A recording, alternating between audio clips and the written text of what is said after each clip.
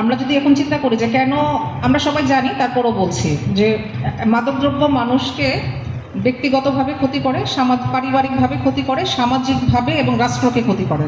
ব্যক্তিগত পর্যায়ে মাদকদ্রব্যের ক্ষতির কথা যদি আমরা চিন্তা করি, যেটা শারীরিক ক্ষতিকর প্রভাব, মাদকদ্রব্যগুলো কি করে, মানুষের ব্রেইনের রাসায়নিক যে একটা ব্যালেন্স থাকে সেটা নষ্ট করে দেয়, স্নায়ু নার্ভাস সিস্টেমকে এলোমেলো করে এবং দীর্ঘস্থায়ী মানসিক অসুখ, সাইকোসিসের মতো অসুখ তৈরি হয়।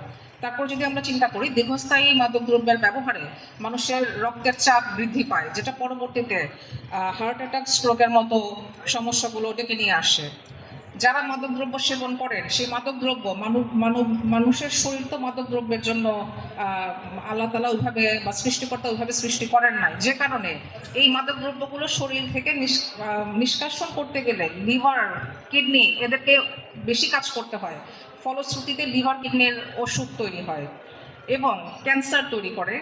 আর যেই মাদকদ্রব্যগুলো মানুষ ধোঁয়া আকারে সেবন করে বা শ্বসনতন্ত্র ব্যবহার হয়, সেগুলো শ্বসনতন্ত্রকে ক্ষতি করে, ফুসফুসকে ক্ষতি করে এবং ওভারঅল মানুষের যে ইমিউন সিস্টেম সেটাকে ক্ষতিগ্রস্ত করে।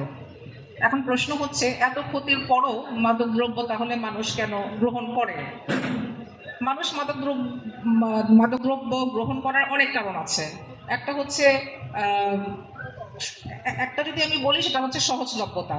এখন মাদকদ্রব্য কেন সহজলভ্য?